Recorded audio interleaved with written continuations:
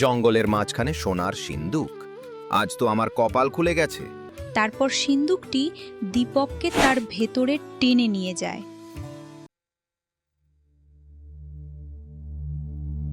তোমাকে আমার এই জাদুকরি রাজ্যে স্বাগতম। তোমার কাছে এখন দুটি পথ খোলা আছে। এরা সবাই তোমার মতো লোভী মানুষ। আমি সুরেশকে ভালোবাসি, আর আমি ওকেই আমার জীবনসঙ্গী বানাতে চাই। ছি মিতালি, তুমি এসব ভাবলে কি করে? আমি একটা রাখাল ছেলের হাতে তোমাকে তুলে দেব? আমার জন্য অপেক্ষা করো মিতালি, আমি অবশ্যই ফিরে আসব। কি ভালোবাসার মানুষ? কে তোর ভালোবাসার মানুষ? আমার বাবার সঙ্গে আপনার পুরনো হিসাব। মানে আমার বাবা কি করেছে? রূপনগর গ্রামে সবেমাত্র ভোরের আলো ফুটে উঠেছে। চারদিকে পাখিদের কিচিরমিচির ডাক। হালকা কুয়াশায় ঢাকা সবুজ মাঠ আর গাছপালা যেন প্রকৃতিকে আরো মোহনীয় করে তুলেছে।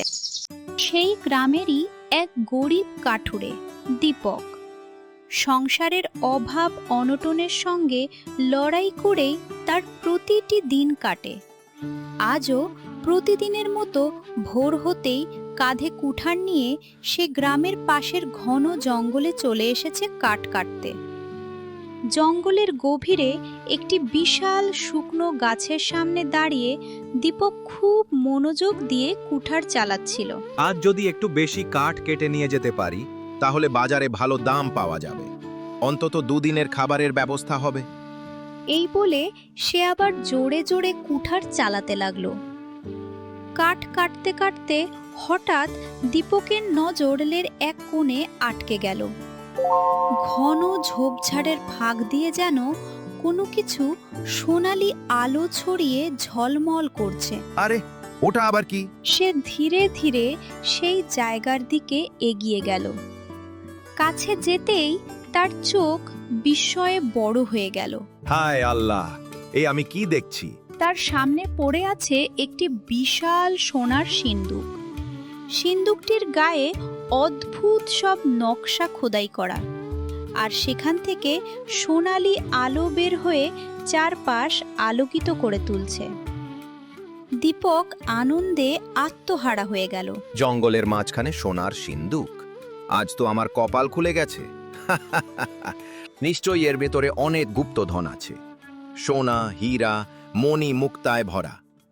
আজই আমার সব দুঃখ কষ্ট শেষ হয়ে যাবে। তার চোখে তখন শুধু ধন সম্পদের স্বপ্ন। এখনই এই সিন্দুক খুলে সব গুপ্তধন নিয়ে আমি বড়লোক হয়ে যাব। এই বলে সে লোভে পড়েই সিন্দুকের ওপর হাত রাখল। কিন্তু ঠিক সেই মুহূর্তেই সঙ্গে সঙ্গেই সেই সিন্দুকটি খুলে যায়। তারপর সিন্দুকটি দীপককে তার ভেতরে টেনে নিয়ে যায়। সিন্দুকের ভেতরে চোখ খুলতেই দীপক অবাক হয়ে গেল, কারণ সে নিজেকে কোনো অন্ধকার জায়গায় নয়, বরং এক অদ্ভুত জাদুকরি রাজ্যের প্রবেশদ্বারে দাঁড়িয়ে থাকতে দেখল। এ কি? আমি কোনো রাজ্যে চলে এলাম? এটা তো কোনো সাধারণ রাজ্য নয়। দেখে তো মনে হচ্ছে এক জাদুকরি রাজ্য। কিন্তু আমি এখন এই রাজ্য থেকে বের হব কি করে? দীপক চিন্তিত হয়ে চারপাশে তাকাতে লাগলো। ঠিক তখনই তার সামনে এক অপূর্ব সুন্দরী নারী আবির্ভূত হলো। আরে কে কে তুমি? তোমাকে তো দেখতে রানীর মতো লাগছে। আচ্ছা, তুমি কি এই জাদুকরি রাজ্যের রানী? হ্যাঁ দীপক, তুমি ঠিকই বলেছ। আমি এই জাদুকরি রাজ্যের রানী। আরে তুমি তো দেখছি আমার নামও জানো, কিন্তু কিভাবে? জানি জানি, সবই জানি।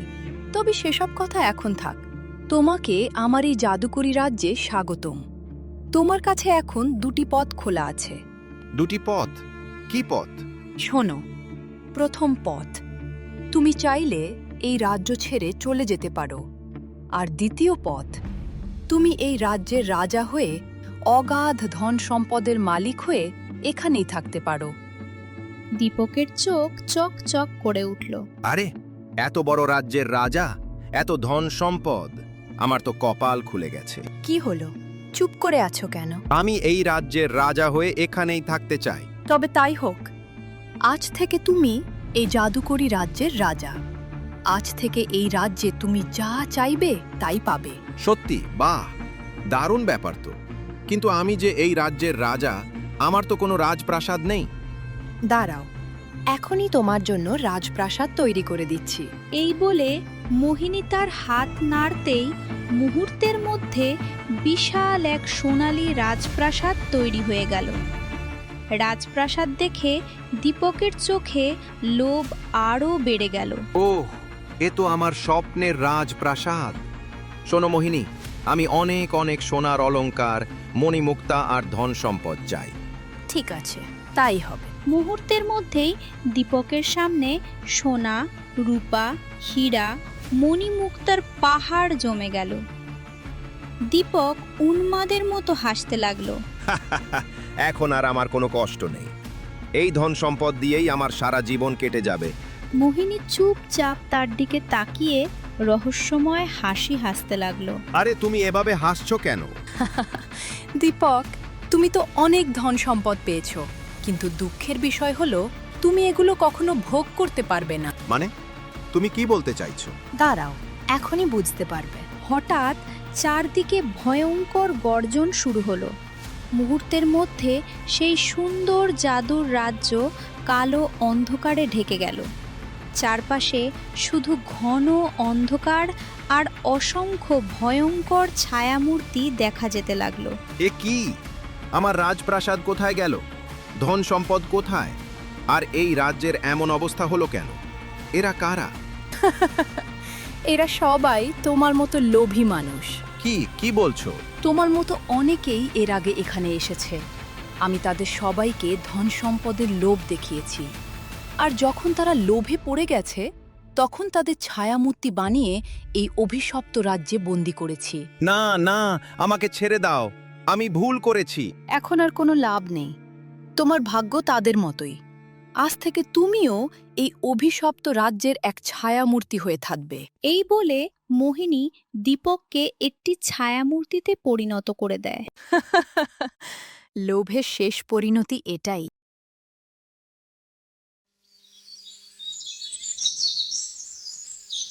এইদিকে দীপক বাড়িতে ফিরে না আসায় তার স্ত্রী কান্নায় ভেঙে পড়ে। হায় বিধাতা, আজ 2 দিন হয়ে গেল মানুষটা জঙ্গলে কাঠ কাটতে গিয়ে আর ফিরে এলো না। বেঁচে আছে নাকি মারা গেছে তাও জানি না। আপনারা গ্রামবাসীরা এভাবে বসে থাকবেন না, আমাকে সাহায্য করুন। কি? দীপক 2 দিন ধরে বাড়ি ফেরেনি? এটা তো খুবই চিন্তার বিষয়। আচ্ছা ভাবি, দীপক কোনো জঙ্গলে কাঠ কাটতে গিয়েছিল, তা কি জানেন? হ্যাঁ জানি, সে গ্রামের দক্ষিণ পাশের জঙ্গলে কাঠ কাটতে গিয়েছিল, তারপর আর ফিরে আসেনি। কি বললেন? দক্ষিণ পাশের জঙ্গলে গেছে? ওই জঙ্গলে তো অনেকেই কাঠ কাটতে গিয়ে আর ফিরে আসেনি। গ্রামের অনেকের কাছেই শুনেছি সেখানে একটা অভিশপ্ত সিন্দুক আছে। কি? অভিশপ্ত সিন্দুক? হ্যাঁ ভাবি, অভিশপ্ত সিন্দুক।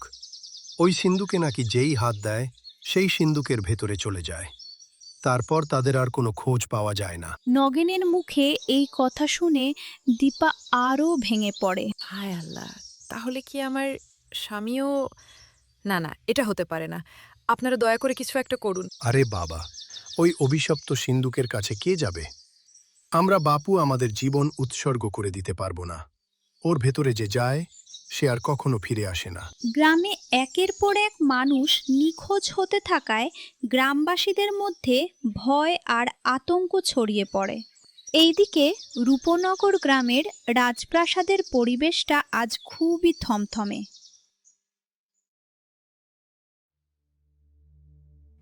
রাজসিংহাসনে বসে আছেন রাজা রুদ্রপ্রতাপ। তার সামনে মুখ মলিন করে দাঁড়িয়ে আছে তার একমাত্র রাজকন্যা মিতালি, আর তার ঠিক পাশেই দাঁড়িয়ে আছে মিতালির প্রেমিক সুরেশ। মিতালি, আমি এসব কি শুনছি? তুমি একজন রাজকুমারী হয়ে একটা সাধারণ রাখাল ছেলের সঙ্গে সম্পর্ক জড়িয়েছ? হ্যাঁ বাবা, আপনি ঠিকই শুনেছেন। আমি সুরেশকে ভালোবাসি, আর আমি ওকেই আমার জীবনসঙ্গী বানাতে চাই। ছি মিতালি, তুমি এসব ভাবলে কি করে? আমি একটা রাখাল ছেলের হাতে তোমাকে তুলে দেব? কেন বাবা, ওর মধ্যে খারাপ কি আছে? ও রাখাল বলে কি হয়েছে? ও তো খুব ভালো একটা ছেলে, আর আমি ওর সঙ্গেই সারা জীবন সুখে থাকতে পারবো। মিতালি, তুমি কিসে সুখে থাকবে আর কিসে থাকবে না সেটা কি তুমি আমার থেকে বেশি ভালো বোঝো? শোনো, ওইসব ভালোবাসা আর আবেগ দিয়ে সংসার চলে না। তুমি আমার এই রাজ্যের একমাত্র রাজকুমারী। তোমাকে যেভাবে আমি ছোট থেকে মানুষ করেছি, যেভাবে যত্নে রেখেছি, ওই রাখাল ছেলে কি পারবে তোমাকে সেভাবে রাখতে? বাবা, সুরেশ আমাকে যেভাবে যে পরিবেশে রাখবে আমি সেভাবেই থাকতে পারবো, কিন্তু তারপরও আমি আমার জীবনসঙ্গী হিসেবে ওকেই চাই। মিতালি, চুপ করো, আর একটা কথাও না। আমি এই গরিব রাখাল ছেলের সঙ্গে তোমার বিয়ে কিছুতেই দেব না। তোমার বিয়ে হবে কোনো রাজবংশীয় যুবকের সঙ্গে। এটাই আমার শেষ কথা। তুমি ওকে ভুলে যাও। না বাবা, আমি ওকে ভুলতে পারবো না। আপনার কাছে কি আপনার মেয়ের চেয়ে ধন সম্পত্তি বড় হয়ে গেল? মিতালি, তুমি জেদ করছো কেন? আমি তো তোমার ভালোর জন্যই বলছি। এই দুনিয়ায় টাকা পয়সা, ধন সম্পত্তি সবকিছুর ঊর্ধ্বে। ভালোবাসা আর আবেগ এসব তো ক্ষণস্থায়ী। বাবা, আপনার কাছে ভালোবাসা আর আবেগের মূল্য না থাকলেও আমার কাছে এর অনেক মূল্য আছে। আচ্ছা, তুমি যেহেতু এত করে বলছো, আমি সুরেশকে একটা সুযোগ দিতে পারি। তবে আমার একটা শর্ত আছে। শর্ত? কি শর্ত বাবা? শর্ত হলো, সুরেশ যদি এই রাজ্যের সবার চেয়ে বেশি ধন সম্পত্তির মালিক হতে পারে, তাহলেই আমি সুরেশের সঙ্গে তোমার বিয়ে দেব। রাজার এই কথা শুনে এবার সুরেশ মুখ খুলল। ঠিক আছে মহারাজ, আমি আপনার শর্তে রাজি আছি। আমি অনেক ধন সম্পত্তি অর্জন করে তারপরেই মিতালিকে বিয়ে করতে আসব। কিন্তু সুরেশ, তুমি এত ধন সম্পত্তি কোথায় পাবে? মিতালি, তুমি চিন্তা করো না। তোমাকে পাওয়ার জন্য আমাকে এটা অর্জন করতেই হবে। আমি মহারাজের কাছ থেকে তোমাকে হাসি মুখে গ্রহণ করতে চাই। আমি কোনো ঝগড়া, বিবাদ বা মনোমালিন্য চাই না। সুরেশ, আমার জন্য অপেক্ষা করো মিতালি, আমি অবশ্যই ফিরে আসব। এই বলে সুরেশ রাজপ্রাসাদ থেকে বেরিয়ে যায়, আর মিতালি চোখের জল ফেলতে ফেলতে তার চলে যাওয়ার দিকে তাকিয়ে থাকে। সুরেশ মন খারাপ করে হাঁটতে হাঁটতে গ্রামের দক্ষিণ পাশের সেই জঙ্গলে চলে যায়। সেখানে একটি গাছের নিচে বসে সে গভীর চিন্তায় ডুবে যায়। মিতালির বাবাকে তো বড় মুখ করে বলে এলাম অনেক ধন সম্পত্তি অর্জন করে মিতালিকে বিয়ে করব, কিন্তু আমি এত ধন সম্পত্তি পাবো কোথায়? সুরেশ বসে বসে এসবই ভাবতে থাকে। ঠিক তখনই তার চোখ পড়ে জঙ্গলের এক কোণে থাকা একটি অদ্ভুত সিন্দুকের ওপর। ওমা, জঙ্গলের ওই কোণে ওটা কি দেখছি আমি? সুরেশ ধীরে ধীরে হাঁটতে হাঁটতে সিন্দুকটির কাছে চলে আসে। এটা তো একটা সোনার সিন্দুক, কিন্তু এটা এখানে কি করছে? নিশ্চয়ই বিধাতা এটা আমার জন্যই পাঠিয়েছেন। হয়তো এর ভেতরে অনেক সোনাদানা আর অলংকার আছে। আমার তো কপালই খুলে গেল। যদিও এসবের প্রতি আমার কোনো লোভ নেই, কিন্তু নিজের ভালোবাসার মানুষটাকে পাওয়ার জন্য আমাকে ধন সম্পত্তি অর্জন করতেই হবে। যাই হোক, দেখি তো এই সিন্দুকের ভেতরে কি আছে। এই বলে সুরেশ সিন্দুকটিতে হাত দেয়, আর সঙ্গে সঙ্গেই সিন্দুকটি খুলে যায়। মুহূর্তের মধ্যেই সিন্দুকটি সুরেশকে তার ভেতরে টেনে নেয়। কয়েকদিন আগে দীপকের সঙ্গে যে রহস্যময় ঘটনা ঘটেছিল, ঠিক সেই একই ঘটনার আবারও আবির্ভাব ঘটে। দেখতে দেখতে কয়েকটি মাস কেটে যায়। এইদিকে সুরেশ ফিরে না আসায় মিতালি চিন্তিত হয়ে পড়ে। সে আর বেশি দেরি না করে সুরেশের বাড়িতে চলে আসে। কাকিমা। আরে রাজকুমারী, তুমি এখানে? কাকিমা, সুরেশ কোথায়? ওর যে কোনো খোঁজই পাচ্ছি না। সুরেশের মা একটু মন খারাপ করে বলল, মারে, সুরেশ আর কোনোদিনও ফিরে আসবে না। ওকে যে সেই অভিশপ্ত সিন্দুক টেনে নিয়ে গেছে। কি? আপনি এসব কি বলছেন কাকিমা? অভিশপ্ত সিন্দুক মানে? হ্যাঁ মা, অভিশপ্ত সিন্দুক। এই গ্রামের দক্ষিণ পাশের জঙ্গলে একটা অভিশপ্ত সিন্দুক আছে। যেই সেই সিন্দুকে হাত রাখে, সেই আর কোনো দিনও ফিরে আসে না। আমার ছেলেটাকেও অভিশপ্ত সিন্দুক খেয়ে ফেলেছে। না কাকিমা, এ হতে পারে না। আপনি এত নিশ্চিত হয়ে কি করে বলছেন? আমি শুনেছি মা, সেই দিন তোমাদের ওই রাজপ্রাসাদ থেকে বের হয়ে আমার সুরেশ আর ঘরে ফেরেনি। গ্রামের একজন বলল তাকে নাকি দক্ষিণ পাশের সেই জঙ্গলে যেতে দেখেছে, আর সেই দিন থেকেই আমার ছেলে নিখোঁজ। না না না, এ হতে পারে না। আমার জন্যই সুরেশের এই অবস্থা হয়েছে। আপনি চিন্তা করবেন না কাকিমা, আমি যেভাবেই হোক সুরেশকে ফিরিয়ে আনব। এই বলে কাঁদতে কাঁদতে মিতালি সেই জঙ্গলে সিন্দুকটির কাছে চলে আসে, আর সিন্দুকের উপর হাত রাখতেই সেও সিন্দুকের ভেতরের জাদুকরি রাজ্যে চলে যায়। সিন্দুকের ভেতরে সে চোখ খুলে দেখে সে একটি অন্ধকার রাজ্যে এক অভিশপ্ত রাজমহলের সামনে দাঁড়িয়ে আছে, আর তার চারপাশে অনেক অনেক ছায়ামূর্তি। এ কি? আমি কোন রাজ্যে চলে এলাম? আর এইখানে এত ছায়ামূর্তি কিসের? হঠাৎ করে একটি ছায়ামূর্তি কথা বলে উঠল। মিতালি, মিতালি, তুমি এখানে কেন এসেছো? চলে যাও এখান থেকে। এ কি? সুরেশের কণ্ঠ ভেসে আসলো মনে হলো। সুরেশ, কোথায় তুমি? এই তো মিতালি, আমি এখানেই। তোমার সামনের ছায়ামূর্তিটাই আমি। কি? এটা তুমি? সুরেশ, তোমার এই অবস্থা কে করেছে? মিতালি, আমার এই অবস্থা এই রাজ্যের রানী মোহিনী করেছে। তুমি এখান থেকে চলে যাও, না হলে তোমাকেও সে ছায়ামূর্তি বানিয়ে দেবে। না সুরেশ, আমি তোমাকে না নিয়ে যাব না। আজ আমার জন্যই তোমার এই অবস্থা হয়েছে। আমি এখনই গিয়ে মোহিনীর মুখোমুখি হব। এই বলে মিতালি রাজমহলের ভেতরে প্রবেশ করল, আর সে দেখতে পেল একটি বিশাল সিংহাসনে রানী মোহিনী বসে আছে। কে? কে তুই? আমার এই অন্ধকার রাজ্যে তুই কেন এসেছিস? তুইও কি ধন সম্পত্তির লোভে এসেছিস? না, আমি কোনো ধন সম্পত্তির লোভে আসিনি। আমার নিজেরই ধন সম্পত্তির কোনো অভাব নেই। তাহলে তুই এখানে কেন এসেছিস? আমি এখানে এসেছি আমার ভালোবাসার মানুষকে ফিরিয়ে নিয়ে যেতে। কি? ভালোবাসার মানুষ? কে তোর ভালোবাসার মানুষ? সুরেশ। আমি সুরেশকে এখান থেকে নিয়ে যেতে এসেছি। কি? সুরেশকে এখান থেকে নিয়ে যাবি? ও তো লোভ করে এই রাজ্যে এসেছিল, আর এখন সে তার লোভের শাস্তি পাচ্ছে। তাই ওকে আর ফিরিয়ে দেওয়া যাবে না। তুই এখান থেকে চলে যা। না, আমি সুরেশকে না নিয়ে এখান থেকে কোথাও যাব না। আমার সুরেশ খুব ভালো আর সৎ মানুষ, কিন্তু আজ আমার জন্যই সুরেশের এই অবস্থা হয়েছে। কি তোর জন্য এই অবস্থা হয়েছে? কিন্তু কি করে? দাঁড়ান, সব বলছি আপনাকে। এই বলে মিতালি রানী মোহিনীকে সেই দিন তাদের রাজ্যে ঘটে যাওয়া সব ঘটনা খুলে বলল, আর সেই সূত্রেই মোহিনী জানতে পারল মিতালি রাজা রুদ্রপ্রতাপের একমাত্র রাজকন্যা। আমার সুরেশকে ছেড়ে দিন, ও খুব ভালো আর সৎ মানুষ। থাম, কাঁদিস না। সুরেশ তোকে ভালোবেসে তার জীবনকে এভাবে উৎসর্গ করে দিয়েছে। ওকে আমি ছেড়ে দেব, কিন্তু তার আগে তোকে একটা কাজ করতে হবে। কি করতে হবে আমাকে বলুন, আমি সুরেশের জন্য সব করতে পারি। ঠিক আছে, তবে তোর বাবা রাজা রুদ্রপ্রতাপকে এই রাজ্যে নিয়ে আয়। তার সঙ্গে আমার অনেক পুরনো হিসাব আছে। আমার বাবার সঙ্গে আপনার পুরনো হিসাব? মানে আমার বাবা কি করেছে? কি করেছে জানতে চাস? শোন তবে, আজ আমি এই অন্ধকার জগতে আটকে আছি শুধুমাত্র তোর বাবার জন্য। আমি একসময় তোদের ওই রূপনগর রাজ্যের রানী ছিলাম। তোর বাবাকে আমি ভালোবেসে বিয়ে করেছিলাম, কিন্তু সে আমাকে ধন সম্পত্তির লোভে ঠকিয়েছে।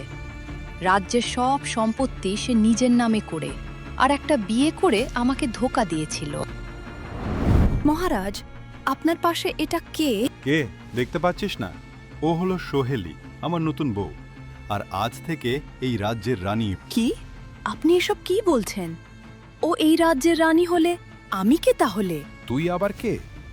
তুই হলি এখন এই রাজমহলের একটি আগাছা, যাকে কিছুদিনের মধ্যেই আমি আমার জীবন থেকে ছুঁড়ে ফেলে দেব। কি? আপনি আমাকে এই রাজমহলের আগাছা বললেন? আপনি ভুলে যাবেন না, এই রাজ্য আমার। ছিল একসময় এই রাজ্য তোর ছিল, কিন্তু এখন তো এই সব সম্পত্তি আমি আমার করে নিয়েছি, তাই এখন আর তোর কোনো অধিকার নেই। কি? আপনি আমাকে এভাবে ঠকালেন? আমি আজই আপনার বিরুদ্ধে একটা ব্যবস্থা নেব। মোহিনীর এই কথা শুনে রাজা রুদ্রপ্রতাপ আতঙ্কিত হয়ে পড়ল। আমার বিরুদ্ধে তুই ব্যবস্থা নিবি? আরে বেঁচে থাকলে তো তুই ব্যবস্থা নিবি। আজই তোর জীবনের শেষ দিন। এই বলে রাজা রুদ্রপ্রতাপ রানী মোহিনীকে ছুরি দিয়ে আঘাত করে মেরে ফেলে, আর মোহিনীর লাশকে একটি সিন্দুকে বন্দি করে সেই রাতেই একটি ঘন জঙ্গলে ফেলে দিয়ে আসে। এভাবেই তোর বাবা আমার জীবন শেষ করে দিয়েছিল। প্রতিশোধের আগুনে আমি মরে গিয়েও মুক্তি পাইনি। এই সিন্ধুকের মধ্যেই আমার এক জাদুর রাজ্য তৈরি হয়, আর যেই এখানে লোভ করে আসে আমি তাকে ছায়ামূর্তি করে রাখি। ছি, আমার বাবা এত নিকৃষ্ট। সে ধন সম্পত্তি আর টাকা পয়সার লোভে একটা জীবন শেষ করে দিল। আপনি চিন্তা করবেন না, আমি আপনাকে সাহায্য করব। আপনি খুব শিগগিরই মুক্তি পাবেন। এইদিকে রাজ্যের একমাত্র রাজকুমারী ফিরে না আসায় পুরো রাজ্যের মানুষ জঙ্গলে সেই সিন্ধুকের কাছে জড়ো হলো। সেনাপতি, যা, তোরা এখনই এই সিন্ধুকের ভেতরে গিয়ে আমার মেয়েকে ফিরিয়ে নিয়ে আয়। ওরে বাবা, কে যাবে ওই অভিশপ্ত জাদুকরী রাজ্যে? আমরা পারবো না নিজের জীবন দিয়ে দিতে। মাফ করুন মহারাজ। এখন আমি কি করি? আমার মেয়েকে তো যেভাবেই হোক ফিরিয়ে আনতে হবে, কিন্তু এর ভেতরে তো মোহিনী আছে। আমাকে যদি মেরে ফেলে সে? না না, এত চিন্তা করে লাভ নেই। দরকার হলে আমি মোহিনীর কাছে মাফ চেয়ে নেব, কিন্তু আমার রাজকুমারীকে ফিরিয়ে আনতেই হবে। এইসব চিন্তা করে রাজা রুদ্রপ্রতাপ সিন্ধুকে হাত রাখে, আর সেও জাদুকরী রাজ্যে চলে যায়। মোহিনী, আমার মেয়ে কোথায়? আমার মেয়েকে তুমি ছেড়ে দাও। আপনি এসেছেন? আমি তো আপনার অপেক্ষাতেই ছিলাম। আমার মেয়ে কোথায়? এমন সময় মিতালি সামনে এসে দাঁড়ালো। এই তো বাবা, আমি এখানে। মা, তুই ঠিক আছিস তো? হ্যাঁ বাবা, আমি ঠিক আছি, কিন্তু তুমি আর ঠিক থাকবে না। মানে তুমি বুঝতে পারবে না বাবা, আমাকে উনি সব বলেছেন। তুমি ধন সম্পত্তির লোভে এত নিকৃষ্ট কাজ কিভাবে করলে? ছি! কি? মোহিনী তোকে সব বলে দিয়েছে? আমাকে তুই মাফ করে দে মা। তুমি যে পাপ করেছো তার কোনো ক্ষমা নেই, আর ক্ষমা চাইলে তুমি রানী মোহিনীর কাছে চাও। মোহিনী, আমাকে তুমি মাফ করে দাও। সেই দিন ধন সম্পত্তির লোভে আমি অন্ধ ছিলাম, আমাকে ক্ষমা করো। তোর কোনো মাফ নেই। তুই শুধু লোভী না, তুই একটা বেঈমানও। তোর মতো মানুষের বেঁচে থাকার কোনো অধিকারই নেই। এই বলে মোহিনী একটি ছুরি দিয়ে রাজা রুদ্রপ্রতাপকে আঘাত করে মেরে ফেলল, আর সেও এই জাদুকরী রাজ্য থেকে মুক্তি পেল। আরে, আমরা তো আবার আগের মতো হয়ে গেছি। আর ওই সিন্ধুকটি কোথায়? সিন্ধুকের গল্প শেষ, সুরেশ। রানী মোহিনী মুক্তি পেয়েছে, তাই সিন্ধুকও বিলীন হয়ে গেছে। মোহিনীর মুক্তির পর পুরো রাজ্যে আবারও শান্তি ফিরে আসে, আর কিছুদিনের মধ্যেই সুরেশ আর মিতালির মহা ধুমধামে বিয়ে হয়ে যায়। বন্ধুরা, আমাদের এই গল্পটি তোমাদের কাছে কেমন লেগেছে তা কমেন্টে জানাতে ভুলবে না জানো। আর কোন কোন জায়গা থেকে আমাদের এই ভিডিওটি দেখছো তা অবশ্যই জানিয়ে দিও। দেখা হচ্ছে পরের গল্পে। ধন্যবাদ।